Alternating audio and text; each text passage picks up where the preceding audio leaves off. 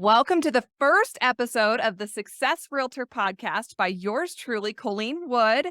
We are here to celebrate success in real estate and share the wisdom and struggles so others can be successful too.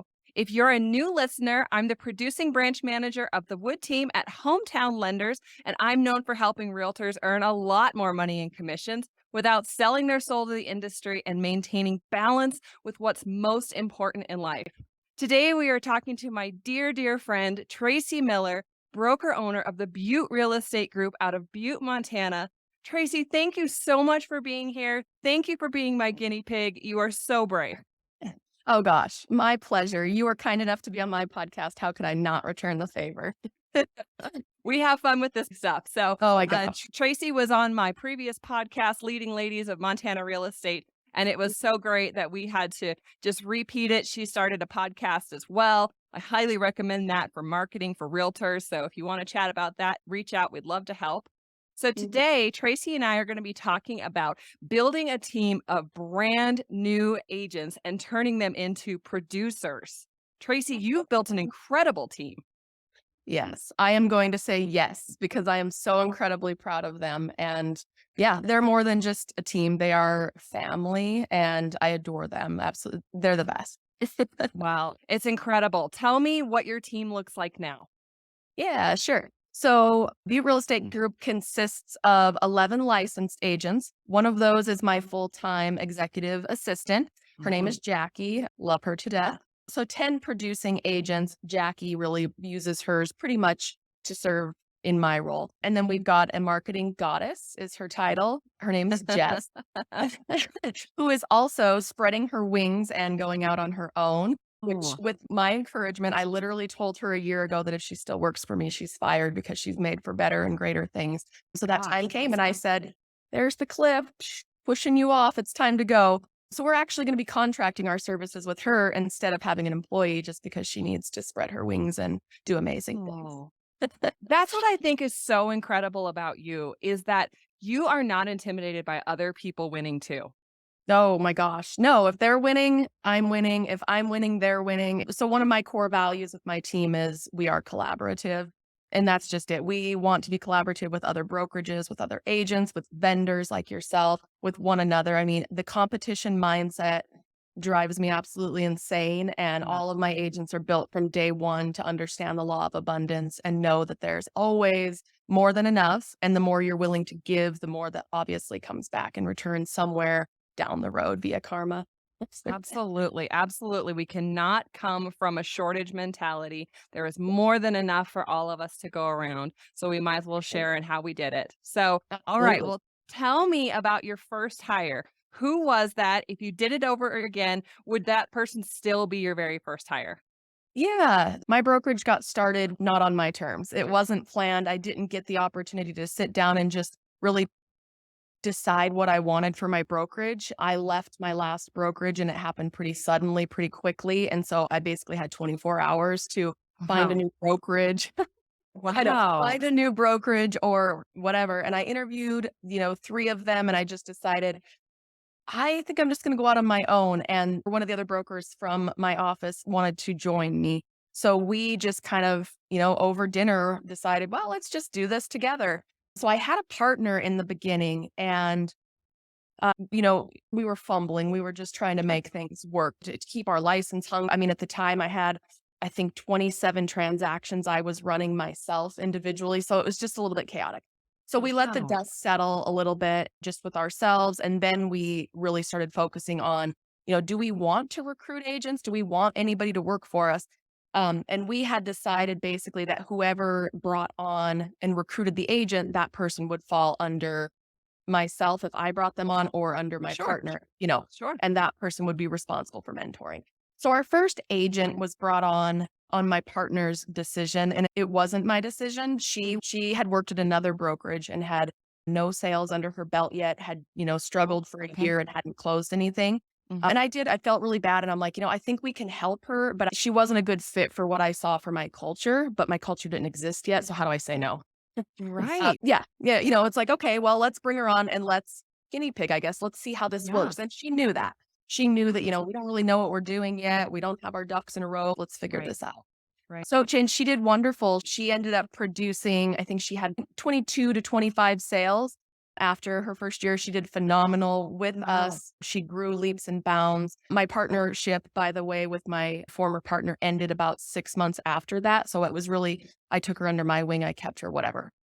Yeah. And it, from there, she was my first one technically, but what I like to call my Fantastic Four, those were my first agents in reality because those were ones that I chose. Mhm. And there was four of them, brand spanking new, right out of real estate school, and I took them all on at one time. I remember that. I remember meeting with you and you called them your little chicks, that you Yep. had all your chicks and you were gonna Yep. put them under your wing and train them Yep. all at one time All at one because time. you used the method that you would when you did a training, it would go to 4 people. So you didn't have Correct. to do it 4 times individually, that you Correct. went ahead and just grabbed a group of them knowing that there would be some attrition, but Yeah. that some would make it through. I thought that was brilliant at the time. I remember that. That's incredible. Thought it was crazy, but Yeah. Well, I mean, it worked. It worked really yes, great. So, how long were you a realtor before you went out on your own with your partner? about 2.5 years, So almost you three. were newer.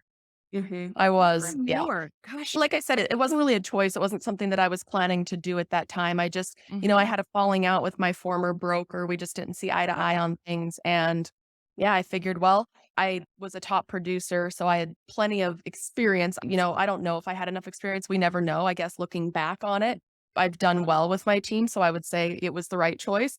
But you don't know in that moment. You don't know if you're ready. I don't think you ever feel ready. There's no No. courses that are offered that teach you what you need to know so that you can feel like you're ready. You Mhm. just jump. Yes, you have to. Oh my gosh, you are so brave. So tell me, when you're bringing on new agents, because other than that very first agent, every single one of your agents has been brand new to the business. Yes. So tell me, what do you look for in a green, brand new agent to join your Yeah. team? So I came from a background of organizational development, training. I built orientation programs. I built, what do you call them? I can't even remember what they're called now. OJT, on the job training programs, Oh, okay. all of that stuff. So Mhm. recruitment, seeing like what people had to offer was something that I'm very passionate about, had a pretty extensive background in. And I realized before I picked my first person, I had it lined out that my team would all look the same in their personal characteristics. I feel like you can teach anybody to sell real estate. But what really matters is the culture that I was creating. Because if we have this beautiful, flourishing garden, then the individual plants within it are going to thrive. If you've got weeds within that garden, you're constantly just picking weeds and maintaining it, and the rest of them are suffering. So I look for just good human beings, is what I say. I obsessively stalk their Facebook, their social media, all of their things, and I go back to the beginning, like 2009, because I want to see like back before we knew what Facebook was. I want to Yeah. see their journal entries because that's really what Facebook was used for, right? They'd get on, Right. they'd say like, "Today I'm thinking about my lunch," and then the next day it'd be like, "I'm so mad at my boyfriend," or whatever. And I just wanted to see like how they conducted themselves in the early years. Mhm. Yeah, Um, who they really are. yes, yes. And then, and I look for people who have really strong social skills, like, just the ability to customer service oriented, general manners, people that have big vision, big picture ideas in their minds because they're running a business. And if they can't keep their business afloat, it doesn't matter if they can sell because I can't run their business for them. They're independent contractors. So big picture thinkers, strong support systems. I ask about their family. And I know that that can be an illegal question. I come from an HR background, but I do it in Yes. a way that I just, Mhm. through interest, I want to know what they have for finances, what they have for a support system, whether it be, mom and dad that have their back no matter what, or in most cases, it's a spouse that has some sort of a job that's stable with benefits. So I know they can survive if we have a hard time. Yes. And then also just, I mean, like I said, strong morals, strong ethics. My mission statement, my vision statement is built around doing the right thing and being community oriented, looking out for one another, our community and ourselves. and our clients. So they have to have some sort of a desire to serve in the community and understand that money is a secondary thing to what they do for purpose. Wow, Tracy. Wow. That's amazing. And I think one of the biggest takeaways from that is for anybody that's looking to bring on new agents, make sure that they're not just, somebody that is depending on this brand new income to start turning them a check next week. Make sure that Exactly. they have an ability to stand on their own 2 feet because it takes a while to get people in Mhm. stride.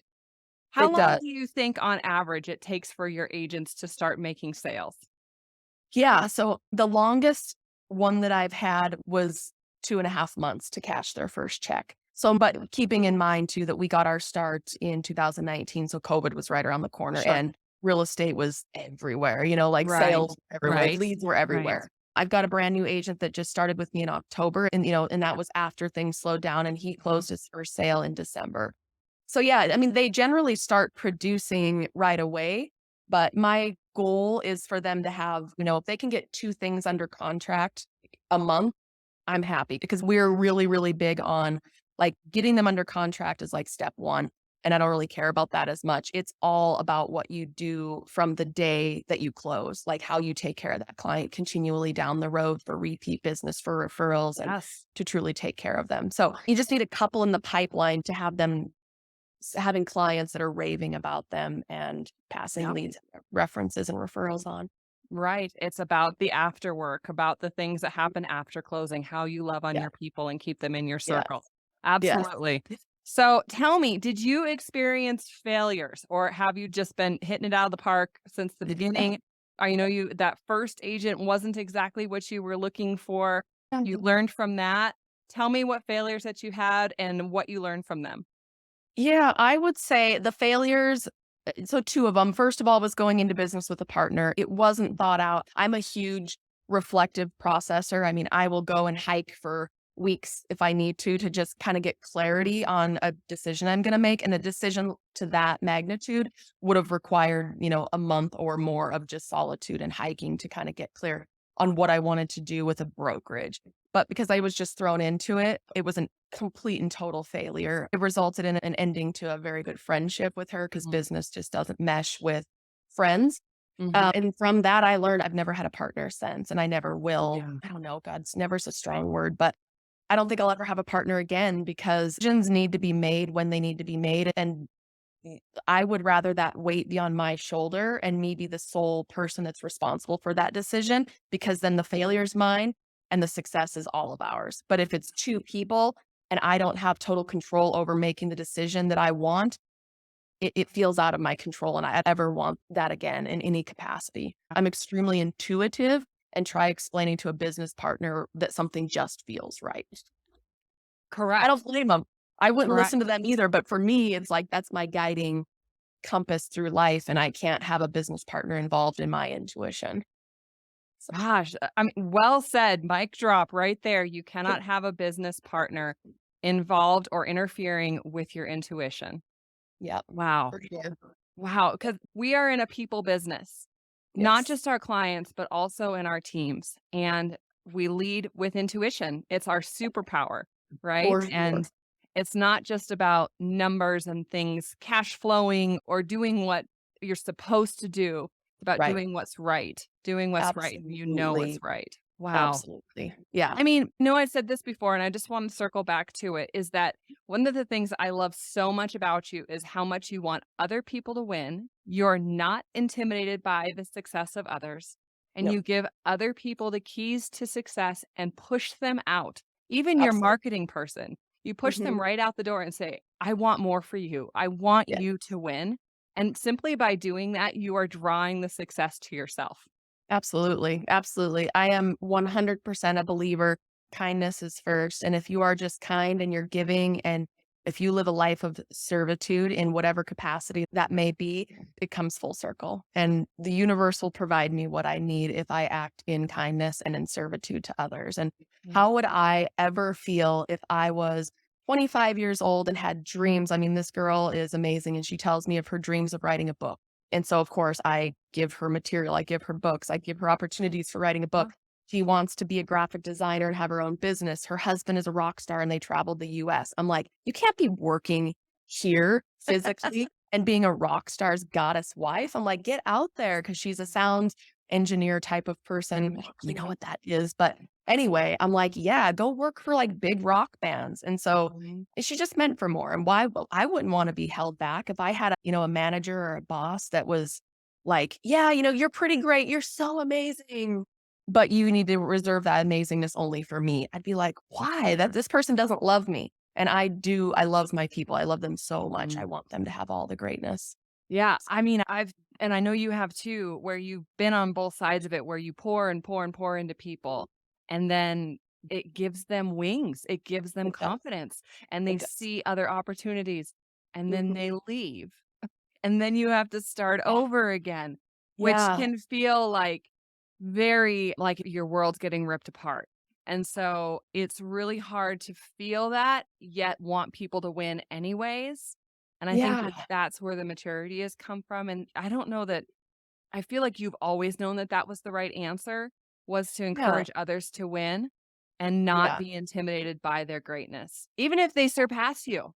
Oh, for sure. If they're surpassing me, that's the greatest compliment ever. Because that means I've done my job. I've built them up as human. I've mentored them. I've shown them the ropes on a way. There's no right way to do this business, but I've given them enough inspiration and knowledge for them to create their own. Like, that's the greatest compliment ever, Yes, it hands down. is. Yeah. So, if you had one piece of advice for a realtor wanting to grow a team under them, what would that be? Oh my gosh. If I had one piece of advice for a realtor wanting to grow a team, I guess I would say know your why. Not everyone is meant to be a broker owner. It's not the natural next step for everybody. Sure. It's not profitable.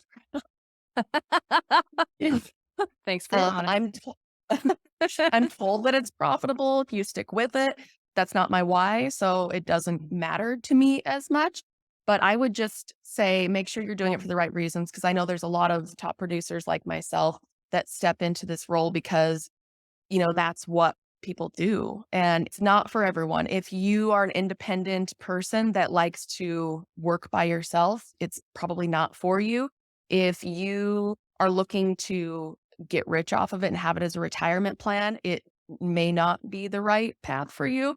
And then if you are somebody that likes to encourage and to inspire and to build people because it's all about people. I mean, some people will say it's babysitting and during the bad times it's babysitting. But during the beautiful times, it's raising kids. Like that's what Jackie and I say. We're like, oh, one of our kids is upset. Oh, so and so seems like they're down. Let's give them a pep talk or whatever. And it's no Yeah, different than how I treat my teenagers. It's, you seem like you're a little bit down, honey. Do you need to talk? It's the same thing with right. agents. So just know your strengths and be whole in who you are as a person to know if it's really something that you want to do. And then if you decide that it's the right path, do it with 100% and create your own way. You could obsess endlessly finding the answer to how the right way is to run a brokerage. A million. There's a million different ways. There's a million different ways to do commission splits. There's a million different ways to manage. Like there's the way that it's always been, and then there's the way it could be. And I say find the way it could be Find because the it's got to way that it align could with be you. that it echoes who you are and Yes. what you're wanting to do, but maybe is better than anything else that anybody has ever done. Right. Could be. I I want you to talk about because you and I had that in common, and I know that you've made changes, but when you first got started, you and I Mhm. both had all female teams, and I know Yep. that you've brought the guys in now. But can you Mhm. talk to me? I know a little bit about why I did it, but can you tell me why you gravitated towards females? Yeah, I would say 100% I was not gravitated towards them. They were gravitated towards me. Mhm. They came to me. I have never sought out an agent. I've never tried to recruit anybody. And they've all knocked on my door. So I feel like they're just drawn to me because they see a strong woman that has done something that they want to do. And that's literally why every single one of them knocked on my door. They're like, I admire what you've done. Will you teach me? I'm like, hell yes. Yes. And that makes it so much better when they're drawn to you. And You're not just trying to hook somebody on a hook and drag them in, they're already there, they're swimming around you, they just wanna be in your presence, but that really speaks to the energy that you've put out in your community of being a strong, productive woman, and, I mean, because 'cause you're from Butte, like, you are Yes. hometown Butte, and Butte's Mhm. gone through a lot of changes, ups and downs, and you've stayed loyal to your hometown and made it work right there. You didn't go to Yep. one of these cash markets. No, no, Butte's a beautiful place. It's wonderful. It's all community. It's where I'm from. And yeah, it's a great place. Yeah, we just want other people to be successful too. Yeah. So tell me, what's next for you and your team? What's around the corner? Yeah. So big changes, actually. I spent a lot of time in solitude and reflection at the end of 2022 because we slowed down. Mhm. And I spent a lot of soul searching time in different countries, different Good for states, you. different Yeah. mountains, just alone and just really reflecting on what it is that I want for my future, first and foremost, because things got a little bit out of control with COVID and the amount of burnout that I experienced. I'm like, I Right. can't continue to run my business this way. And if I feel this way, my agents are going to feel this way because I've taught Mhm. them that this is how you do it. Right. Mhm. So, anyway, I just did a complete overhaul on what I want my future to look like in alignment with where the market is and may continue to be for some time. We don't know, no crystal ball. So, in Right. anticipation of maybe we're going to continue to have some slow times, I decided that in order for my team to survive, I needed to make some drastic changes. So, I stepped out of selling in the first of the year and I made the commitment that I'm no longer going to be a competing broker. I will do an occasional one or two here and there just because I don't know, just to stay fresh with it. I think that's important, but Yeah. it won't be, I'm used to doing 80 to 100 transactions a year. And I figure if I can hand those off to my team instead, that'll help feed them. And additionally, I decided, again, it's me, that where the market's going is I don't think it's ever going to bounce back from being virtual after COVID. Everything Right. is signing in person. And I've got this beautiful office that I just renovated and we love our little home, but Right. home is where the heart is, I guess, Yeah. is my idea. And I decided that I'm going to unload our office space and we are going to go virtual. Mhm. Kind of. We're still going to have a headquarters. We're still looking for a space, but I mean like a living room size, very small space where Jackie, my admin person, can have her desk. And that's the place that people can come to get checks, to drop off keys. But it's going to be set up as a great big lounge. It's going to look like our living room with a kitchen table set up. So it's home. It's literally home. And it's a place that agents can come work sitting on the couch, do their thing, and get together just to keep our culture together. Mhm. Mhm. But otherwise, we don't work from our office. We don't bring clients here. Real estate happens in the community. It's in coffee shops. It's at lunch. It's on the hiking trails. It's going for a dog walk with your favorite Yep. person that you're staying in touch with. And that's what I have always preached to my agents. Mm. So that's the new route that we're going to go. And we're going to save a tremendous amount of overhead that will then be Yes. pumped back into marketing and promotion of my agents so that they can survive Yeah. if they where they're at. Yes, and that takes a tremendous amount of dropping your ego is what I'm thinking of, because Yeah. you and I both had big, beautiful Mhm. offices that really echoed the business that we had done Yeah. and really echoed the level of professionalism that we provide for our clients, but Yep. it's just not necessary. It's a It's just mask. not. It's nope. It's just this pretty thing that says we look like we do really good business, but Mhm. you just talk to our clients and our clients will say, no, they do good business. Like that's what I want. I don't want this trophy that is fictitious in any way, shape, or form. So we'll just go to our clients and we continue. I mean, we do one charity event every single month minimum. Usually it's more than that. Social events constantly. So my team is together. We decided that last year we spent more weekends together than we did with like our own families doing like family only trips. And our families are combined. Like all of our kids play with each other. Our spouses are best friends. One of my agents had a sewer line back up into her basement. She's Oh 8 gosh. months pregnant.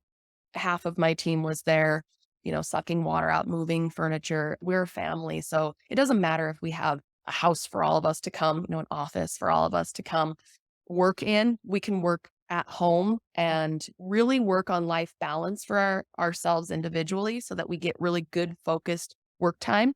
And then we can consciously plan team time too, so that we can kind of have the best of both worlds instead of trying to do it all at once and it's just frantic and noisy and chaotic.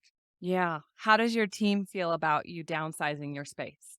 Oh, yeah. So I was very nervous when I made the announcement. It's only a week old, a week and a half old of an announcement. And I was nervous, but every bit of my intuition told me it was the right thing to do. So I figured if it is, it'll work. If it's not, it won't. And I'm really only doing this brokerage at this point for my team so that we can stay together. If they all left and went elsewhere because it wasn't a format that they wanted, I would just close my doors because it doesn't matter to me anymore. I'm on to other things. So anyway, I made the announcement and, of course they all kind of processed and they did their thing. And in the end, not a single one left. And every one of them said that, we signed on to be with you. We didn't sign on for an office. The office is great, but we get it and we trust you. And hell yeah, let's find a cute little office space. So yeah, we're in transition right now, but we're all still together. Everyone's excited because I believe I've painted the picture and the vision for them. And away we go. Away you go, because Yeah. you are such a great leader and you've picked the right people. And that's what Yeah. I really want our listeners to hear is it's about leadership. It's about painting the vision for people every single day about where they can go and what being together means and why Yeah. we're stronger together. Literally think that you and your team could go through hell and back again and you would still be coming on the other side with your arms linked and ready to go. So you've done such a great job. I hope other Thank people are you. brave enough to do it too. Yeah.